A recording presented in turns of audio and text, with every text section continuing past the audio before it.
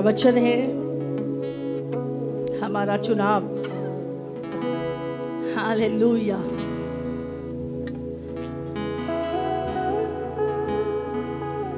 हमारा प्रभु में चलना, सेवा करना, ये हमारा डिसीजन है, हमारा चुनाव है। हालेलुया। बुराई में जीवन जीना, पाप करना, ये भी हमारा चुनाव होता है। प्रभु में चलना, प्रभु की सेवा करना, प्रार्थना में बने रहना, ये भी हमारा चुनाव होता है। हालेलुया। परमेश्वर ने हर एक व्यक्ति को फ्री विल दी है। हालेलुया। आदम को जब परमेश्वर ने बनाया तो उसे फ्री विल दी, स्वेच्छा, अपनी इच्छा दी उसको कि आदम अपनी मर्जी से मेरी आज्ञा को माने या तोड़ दे। परमेश्वर ने मनुष्य को रोबोट नहीं बनाया। हालेलुया। आप जानते हैं आजकल दुनिया में रोबोट का ज़माना आ गया है और आने वाले समय में आप देखोगे बड़े बड़े रेस्टोरेंट, हॉस्पिटल में रोबोट होंगे। हालेलुया। क्योंकि शैतान इंसान को इंसान से दूर कर रहा है, तो मशीनें ही वो काम करेंगी। और अभी हो भी चुका है बहुत सारी जगहों पर, बहुत सारे रेस्टोरेंट में, दूसरे देशों में, जहाँ पे रोबोट काम कर रहे हैं। क्योंकि हम देख रहे हैं इस महामारी के दौरान बहुत सारे डॉक्टर, बहुत सारी नर्सेस अपनी जान गंवा चुकी हैं। और रोबोट जो किसी के कंट्रोल में है, उससे जो मर्जी काम कराओ, जैसा हम कहेंगे उसको वो वैसा ही काम करेगा। जैसा हमने उसके अंदर चीज़ें फीड की हैं वो उतना ही चलेगा। तो परमेश्वर ने हमें रोबोट नहीं बनाया, परमेश्वर ने हमें अपने जैसा बनाया। परमेश्वर ने, बाइबल में लिखा है, मनुष्य की रचना परमेश्वर ने अपने स्वरूप और अपनी समानता में की। और उसने हमें फ्री विल दी, अपनी मर्जी, स्वेच्छा, कि हम अपनी इच्छा से परमेश्वर को प्रेम करें, कोई जबरदस्ती नहीं। प्रभु नहीं चाहता था, परमेश्वर मनुष्य से प्रेम करता था, उसके लिए सब कुछ बनाया। उसके बावजूद भी परमेश्वर ने हमारे ऊपर किसी चीज को थोपा नहीं। परमेश्वर ने बताया ये अच्छा है, ये बुरा है, और मैं चाहता हूं तू अच्छे रास्ते पे चले, पर मर्जी तेरी है। हालेलुया। ये प्रभु की विल नहीं थी, लेकिन आज हम परमेश्वर के पास आए हैं। क्या हमें किसी ने फोर्सफुली बोला कि यीशु को ही मानो? हाँ, किसी ने हमारे साथ जबरदस्ती करी? नहीं। हमने सत्य को जाना, परखा, उसके बाद हम परमेश्वर के पास आए। यह हमारा अपना डिसीजन है। हालेलुया। जब एक व्यक्ति एक कपड़े की दुकान में जाता है, हाँ, या चप्पल खरीदने जाता है, तो भी वो, हाँ, दुकानदार बोलता है ये बहुत अच्छा है, ये ले लो। लेकिन हमें जो पसंद आता है, जो अच्छा लगता है, हम वही चीज लेते हैं। तो क्या इतना बड़ा डिसीजन जो हमारी लाइफ से जुड़ा हुआ है, जो हमारी आत्मा से जुड़ा हुआ है, क्या उसके विषय में हमसे कोई जबरदस्ती कर सकता है? नहीं। ये हमारा चुनाव है कि हम यीशु के पीछे चलेंगे, मरते दम तक चलेंगे। ये हमारा अपना चुनाव है। हालेलुया। क्योंकि प्रभु का वचन हमारी आत्मा को, हमारे हृदय को अंदर से तार तार कर देता है। पवित्र आत्मा हमारे हृदय में काम करता है और हम जान जाते, अरे यही सत्य है, ये सत्य है, हाँ मैं इसे खोज रहा था। हमारी आत्मा गवाही देती है इस चीज की और हम कहते नहीं, जिसको मैं ढूंढ रहा था बचपन से वो ये है, आज से मैं इसके पीछे चलूंगा। हम जान जाते हैं हमारे आत्माओं का परमेश्वर कौन है। Hallelujah, hallelujah. हमारा प्रभु के साथ चलना हमारा खुद का चुनाव है। समझ आ रही है आपको? जब एक कपड़ा खरीदना, एक चप्पल हम अपनी मर्जी से लेते हैं तो प्रभु कोई जबरदस्ती आता हमारे जीवन में?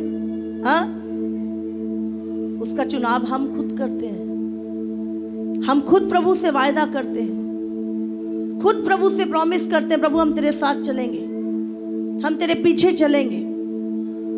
परमेश्वर तो हर एक को बुला रहा है, पूरे संसार को बुला रहा है, क्योंकि हर एक आत्मा उसका बेटा और बेटी है। हर मनुष्य परमेश्वर की संतान है और वो उसकी आत्मा से प्रेम करता है। प्रभु तो सबको बुला रहा है।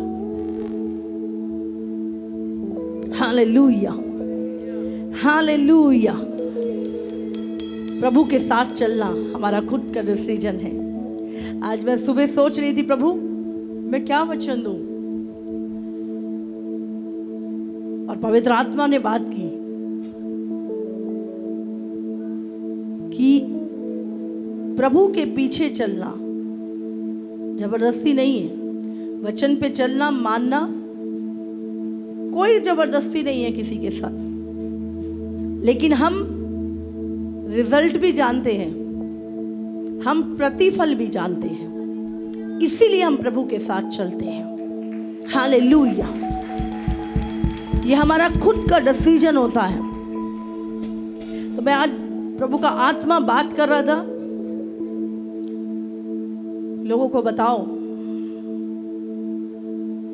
आप प्रभु की सेवा कर रहे हैं, किसी ने आप पे थोपी नहीं, आप प्रार्थना कर रहे हैं, आप किसी मनुष्य के लिए नहीं कर रहे, आप दान दे रहे हैं, आप किसी के लिए नहीं दे रहे, आप उपवास रख रहे हो, आप किसी के लिए नहीं रख रहे, आप वचन को मान रहे हो, आप किसी के लिए नहीं मान रहे।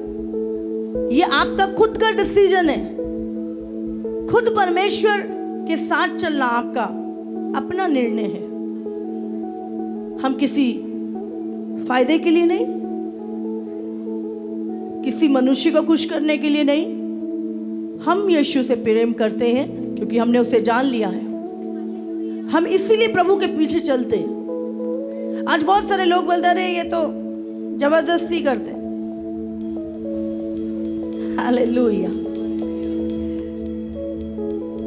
मैं बोल रही हूं, आप एक दुकान पे जाते हो कपड़े की, आपके साथ वाला बोलता नहीं नहीं ये अच्छा, ये ले ले, ये ले ले, आप कहते नहीं नहीं मुझे यही पसंद है। एक कपड़े की चॉइस तक आप किसी की नहीं लेते, अपनी ही लेते हो। या ज्यादा फोर्सफुली आपकी पत्नी करे तो आप कहते चल ठीक है, एक तेरी मर्जी का ले लेता हूं। हाँ? लेकिन तो परमेश्वर का चुनाव, प्रभु के पीछे चलने का चुनाव भी हमारा है। हालेलुया। परमेश्वर ने व्यवस्था विवरण 30 उसका 19 और 20 हम पढ़ेंगे। मैं आज आकाश और पृथ्वी दोनों को तुम्हारे सामने इस बात की साक्षी बनाता हूं कि मैंने जीवन और मरण, आशीष और श्राप को तुम्हारे आगे रखा है। इसलिए प्रभु क्या कह रहा है कि आज मैं आकाश और पृथ्वी को क्या साक्षी मानकर, मतलब वो तुम्हारी गवाही देंगे। परमेश्वर कहता है कि मैंने आकाश और पृथ्वी को साक्षी मानकर तुम्हारे सामने एक चीज रखी है। मैंने क्या रखा है? जीवन और मरण, आशीष और श्राप, स्वर्ग और नरक। हाँ, मैंने दोनों चीजें, प्रभु के पीछे चलना और नहीं चलना, प्रभु की आज्ञा को मानना, प्रभु की आज्ञा को तोड़ना, मैंने दोनों चीजें आशीष, सब कुछ तुम्हारे सामने रखा है। और मैं चाहता हूँ, ये प्रभु की इच्छा है अपने बच्चों के लिए, मैं चाहता हूँ तू जीवन को ही चुन ले, तू आशीष को ही चुन ले, तू स्वर्ग को चुन ले, तू परमेश्वर के पीछे चलने को चुन ले। हालेलुया। चुनाव किसका है? यहाँ पे प्रभु ने हमारे सामने ऑप्शन रखे हैं और उसकी इच्छा है, उसने हमें थोपा नहीं है हमारे ऊपर कुछ भी। उसकी विल क्या है कि हम जीवन को चुन लें। कितनों समझ में आ रहे हैं? हालेलुया। प्रभु के साथ चलना हमारा डिसीजन है। परमेश्वर ने इब्राहिम को बुलाया। अगर आप उत्पत्ति 12 उसका 1 में पढ़े, आप लिख लें। परमेश्वर ने इब्राहिम को बुलाया, इब्राहिम अपने देश, अपने कुटुंबियों, अपने पिता के घर को छोड़ के मेरे पीछे हो ले। हालेलुया। परमेश्वर ने इब्राहिम को बोला, इब्राहिम अपने देश, अपने कुटुंब, अपने पिता के घर को छोड़ के मेरे पीछे हो ले, मैं तुझे एक देश दूंगा। हालेलुया। अब डिसीजन किसका है? अब प्रभु फोर्स कर रहा है इब्राहिम के साथ, जबरदस्ती कर रहा है कि अगर तू नहीं गया तो देख तुझे मार दूंगा, अगर तूने नहीं किया तो तेरा ये कर दूं। कुछ कह रहा है प्रभु वहां पे? कुछ नहीं कह रहा प्रभु ने इब्राहिम से बात की बस। और अब डिसीजन किसका था? इब्राहिम का। या तो वो प्रभु की बात माने, उसकी बात पे विश्वास करे, या वो अपना कंफर्ट, अपने रिलेशन, अपने इमोशन, अपनी भावनाएं, अपने रिश्तेदार, अपने पिता का घर, अपनी जायदाद का लालच, अपने देश का, उन चीज़ों को देखे।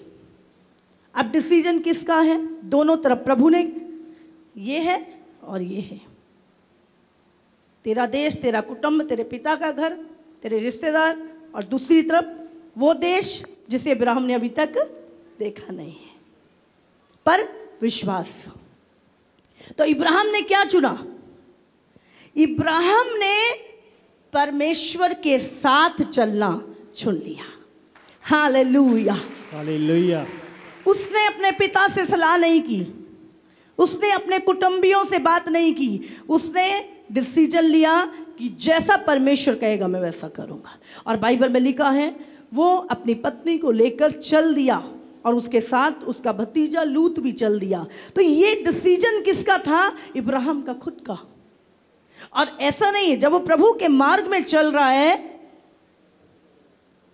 अब जी प्रभु ने मुझे बुलाया है, प्रभु ने मेरे को ये करने के लिए बुलाया है, तो आपको क्या लगता है कि पूरा इब्राहिम की लाइफ पूरी कंफर्ट में थी? कहते हैं अभी वो घर से निकला था, थोड़ी दूर गया था, अकाल आ गया वहां पे। थोड़ी दूर गया था, वहां पे लड़ाई शुरू हो गई, राजाओं के साथ लड़ाई की उसने। प्रॉब्लम आई, मुश्किलें आई, लेकिन वो चल किसके साथ रहा था? हाँ? प्रभु के साथ। तो उन प्रॉब्लमों से निकालेगा कौन? परमेश्वर।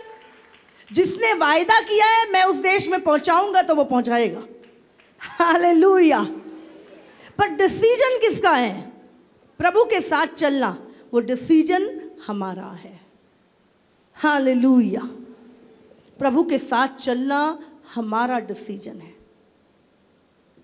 हमारा निर्णय है, कोई जबरदस्ती नहीं है। हालेलुया। और हमने देखा 24 साल तक इब्राहिम को बच्चा नहीं हुआ, जबकि परमेश्वर उसके साथ चल रहा है। अभी इब्राहिम के साथ जब लूत चला, लूत भी ब्लेस हुआ, उसका भतीजा। लिखा है परमेश्वर ने इब्राहिम को इतना धनी धनवान बना दिया, और उस सेम उसके भतीजे लूत को भी इतनी आशीष दी प्रभु ने। और एक समय आया कि जब उनके चरवाहों में झगड़ा होने लग गया, इतना उनका जो जायदाद थी बढ़ गई, तो लूत का क्या डिसीजन था? लूत इब्राहिम से अलग हो गया। हालेलुया।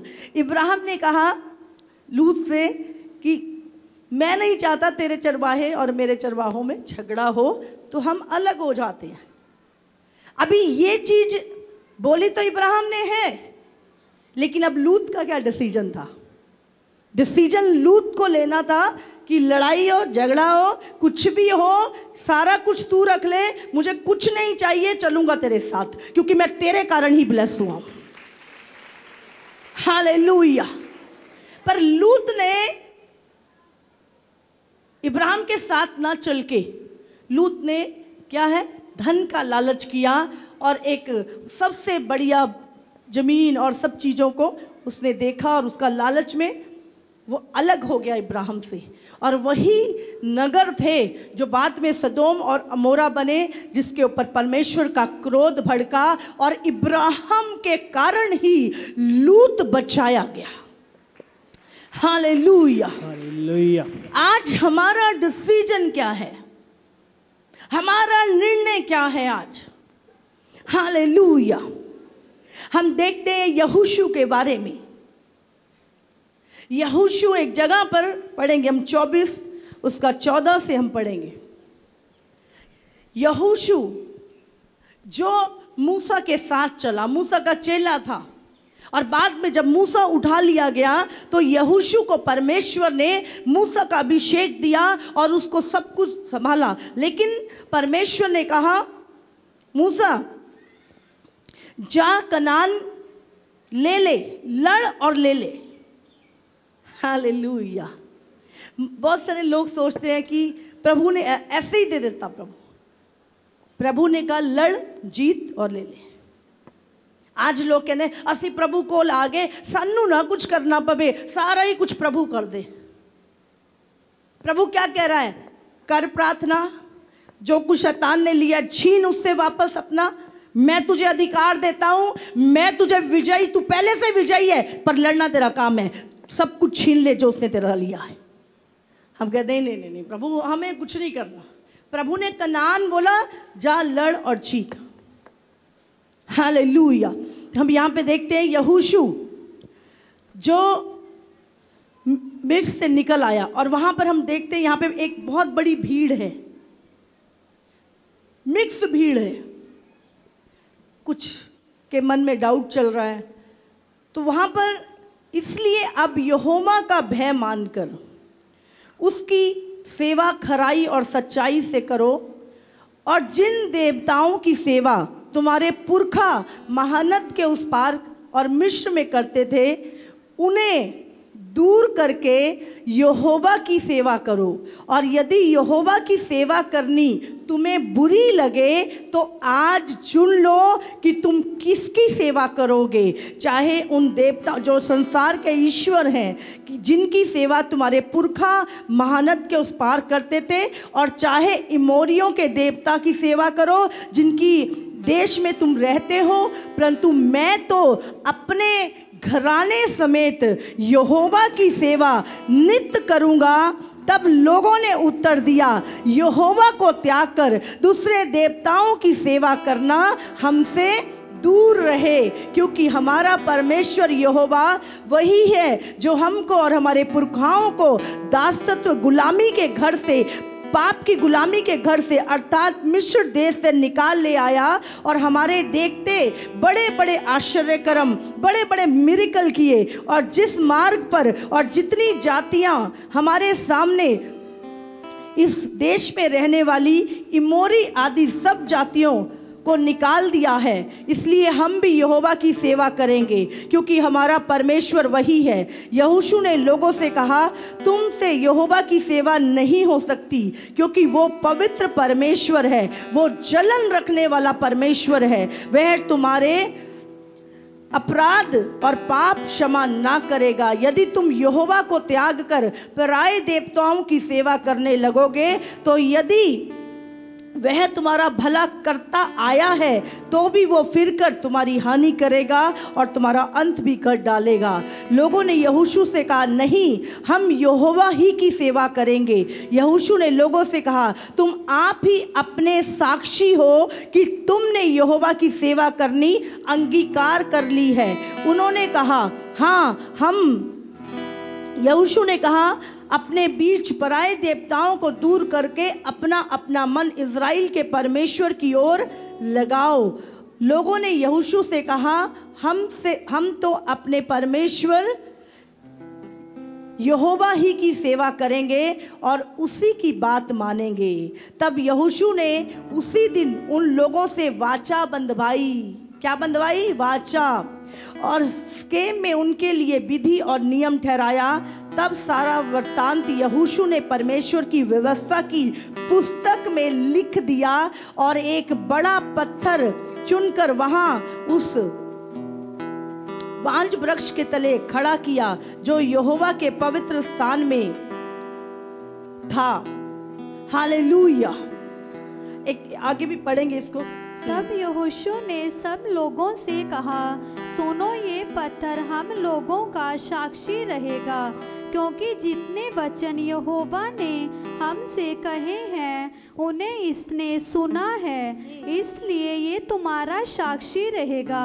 ऐसा ना हो कि तुम अपने परमेश्वर से मुकर जाओ। तब यहोशू ने लोगों को अपने अपने निज भाग पर जाने के लिए विदा किया। बस। हालेलुया। यहाँ पर लिखा है कि जब यहोशू ने एक भीड़ को देखा जो परमेश्वर के साथ चल रही थी, लेकिन बहुत सारे उतार चढ़ाव भी उन्होंने देखे थे। और एक समय आया जब यहोशू ने कहा, उसने बात रखी, कहते अब तुम्हारी मर्जी है कि तुम अपने परमेश्वर यहोवा के पीछे चलो या इस देश के देवताओं या इमोरियों के देवताओं के पीछे चलो। अब तुम्हारा निर्णय है कि तुमने किसकी सेवा करनी चुननी है। मैं और मेरा घराना तो यहोवा की सेवा करेंगे जो बड़े आश्चर्य कर्म करके हमें मिस्र से निकाल लाया है। हालेलुया। लेकिन अब तुम्हारी क्या मर्जी है वो तुम चुन लो कि तुम संसार के ईश्वर या परमेश्वर जिसने आकाश और धरती को बनाया है उसकी सेवा करनी है। अब निर्णय तुम्हारा है। हालेलुया। परमेश्वर ने निर्णय चुनाव, जबकि इजरायली प्रभु के लोग थे, तब भी परमेश्वर ने अपने आप को उनके ऊपर थोपा नहीं। परमेश्वर चाहता था ये अपनी मर्जी से मेरे पीछे चले। और बाइबल में लिखा है, उन्होंने कहा नहीं, हम भी अपने परमेश्वर यहोवा की ही सेवा करेंगे। हालेलुया। और लिखा है वहां पर एक किताब में ये बात दर्ज कर दी गई और वहां पर एक बड़ा पत्थर लगा दिया गया कि इन लोगों ने परमेश्वर के साथ वाचा बांधी है। हालेलुया। आज बहुत सारे लोग परमेश्वर के पास आते हैं, वाचाएं बांधते हैं। वाचा किसके साथ बांध रहे थे? परमेश्वर के साथ। लेकिन किसके द्वारा? यहोशू के द्वारा उन्होंने वाचा बांधी। कितनों को समझ में आ रही है? उन्होंने यहोशू के सामने वाचा बांधी परमेश्वर के साथ कि हम जीवन भर प्रभु की सेवा करेंगे, उसके साथ वफादार रहेंगे, उसकी आज्ञाओं को मानेंगे। ये वाचा और वो लिख दी गई। आज बहुत सारे मसीह लोग जब प्रभु में आते हैं बहुत सारी वाचाएं बांधते हैं, बहुत सारे प्रॉमिस करते हैं, बहुत सारे वायदे करते हैं। और परमेश्वर उसी समय जब आप परमेश्वर के साथ आत्मा में, पवित्र आत्मा के साथ भर के वायदा करते हो, परमेश्वर आपके वायदों को लिख लेता है। परमेश्वर आपकी वाचा को लिख लेता है।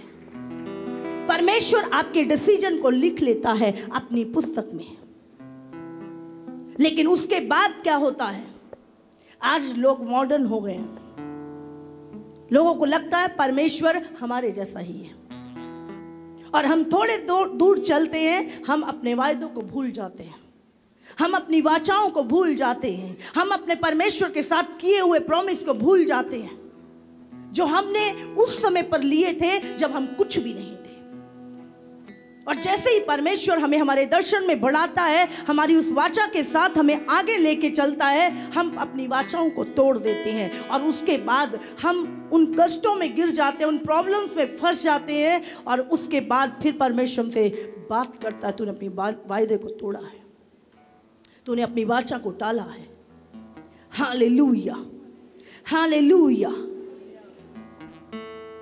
भूलता परमेश्वर भी नहीं है और भूलते हम भी नहीं हैं, लेकिन हम अपने आप को धोखा देते हैं। हालेलुया। परमेश्वर से किए हुए वायदों को याद रखें, उसकी वाचा को याद रखें। हालेलुया। ये हमारा डिसीजन है। आप दूसरों का डिसीजन नहीं ले सकते, आप अपने लाइफ का डिसीजन ले सकते हो। यहोशू ने नहीं कहा कि देखो प्रभु ने कितने चमत्कार किए, इतना कुछ किया, अब तुम्हें प्रभु को ही मानना पड़ेगा, जबकि परमेश्वर ही है। उसने फिर भी कहा, उसने कहा मैं और मेरा घराना, हमारा ये निर्णय है कि हम जीवन भर अपने यहोवा परमेश्वर की सेवा करेंगे। तुमने क्या करना है वो तुम चुनाव करो। हालेलुया। परमेश्वर चुनाव रखता है हमारे सामने, लेकिन चुनाव करना ना करना, वो क्या हम डिसीजन लेते हैं वो हमारा काम है, उसमें प्रभु कुछ नहीं कर सकता। जो आप डिसीजन निर्णय लोगे वही प्रतिफल आपको आगे जाके मिलने वाला है। हालेलुया। और हमारा विवेक हमें गवाही भी देता है कि हम सही कर रहे हैं या गलत कर रहे हैं। प्रभु ने एक विवेक रखा है हमारे अंदर। दानियल की पुस्तक में जब दानियल को राजा नुबूकदनेस्सर उसके देश से बंदी बना के ले आया और उसने बोला कि मुझे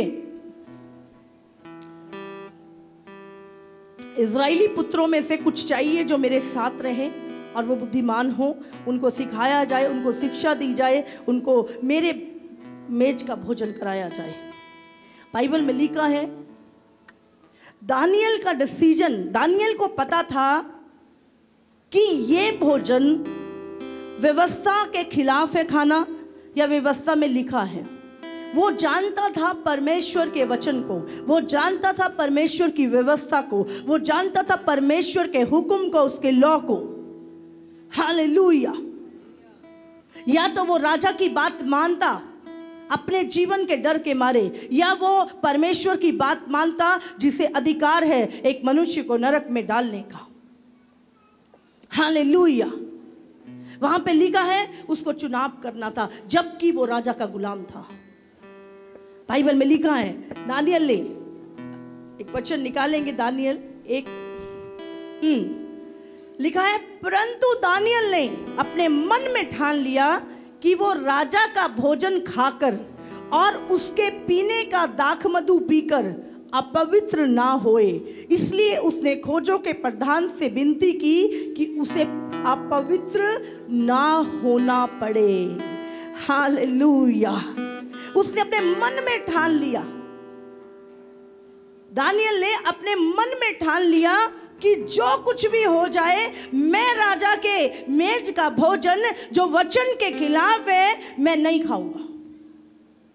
हालेलुया। बंदा कहता जे जान रहोगी ताई ते कुछ करांगे, और लै वधिया राजा दी मेज दा खाना एक गुलाम नू आ रहा है। आजकल लोग गलत चीजों को फेवर समझ लेते हैं। लोगों को लगता है गलत चीजें, अगर धन गलत तरीके से आ रहा है तो लोग सोचते हैं रब दा फेवर हो गया, लेकिन वो चीजें आपको फंसाने के लिए आ रही हैं, आपको गिराने के लिए आ रही हैं। हालेलुया। और वहां पे लिखा है वो राजा की मेज का भोजन। आप समझ सकते हैं जो खाना प्रधानमंत्री राजा खाता था वो खाना दानियल जो एक गुलाम था उसको मिलने वाला था। लेकिन उसने क्या किया? उसने अपने मन में ठान लिया, कुछ भी हो, मैं प्रभु का बंदा, मैं प्रभु के वचन को जानता हूं, मैं राजा की बेच का भोजन खाकर अपने आप को अपवित्र नहीं करूंगा। हालेलुया। और बाइबल में लिखा है, परमेश्वर जब आप कोई डिसीजन लेते हैं, आप उन चीजों को ठुकरा देती हैं जिसके कारण आपके परमेश्वर की निंदा हो। आप उन चीजों को ठुकरा देते हैं जबकि आपकी जान पे बनाती है, आपका विरोध होता, आपका सताव होता, फिर भी आप प्रभु के नहीं, जो प्रभु कहता मैं करूंगा। आपको मैं यकीन दिलाती हूँ, स्वर्गदूत आ जाते हैं आपकी रक्षा करने, आपको आशीष देने के लिए। हालेलुया। बाइबल में लिखा है, खोजों के प्रधान का फेवर, उनकी दया परमेश्वर के द्वारा दानियल पे हुई, और दानियल की कई साल 3 साल ट्रेनिंग चली, पर उसको राजा की मेज का भोजन नहीं खाया। वो साग पात खा के ही परमेश्वर की महिमा करता था। हालेलुया। उसको 3 टाइम प्रार्थना करता था, वो उसका अपना ओन डिसीजन था उसका। हालेलुया। जबकि वो शिक्षा वहाँ के राज्य की, शिक्षा वहाँ के देवताओं की, शिक्षा उसको वहाँ की चीज़ों की दी जा रही थी, पर फिर भी वो अपने परमेश्वर के साथ वफादार रहा। Hallelujah, hallelujah. हम कितने, आप सोचो, ऐसा राज्य जहाँ पे परमेश्वर को मानने वालों की गर्दन काट दे, और ऐसा हुआ भी, पर दानियल को कोई फर्क नहीं था। उसको एक ही चीज, जीना मरना परमेश्वर के साथ। वो परमेश्वर के साथ वफादार था, अपने रिश्ते को लेके, अपने रिलेशन को लेके। आज हमें मांगना, परमेश्वर मुझे वफादार बना प्रभु, मुझे विश्वास योग्य बना प्रभु तेरे साथ, मुझे विश्वास योग्य बना प्रभु चर्च के साथ, मुझे विश्वास योग्य बना तेरे राज्य के साथ, मुझे विश्वास योग्य बना मेरे घर में, मेरी फैमिली में। हालेलुया। आज अगर आप विश्वास योग्य हैं, आप हर क्षेत्र में विश्वास योग्य हैं। यदि आप प्रभु के साथ वफादार हैं, आप सब जगह वफादार रहेंगे। आमीन। हालेलुया।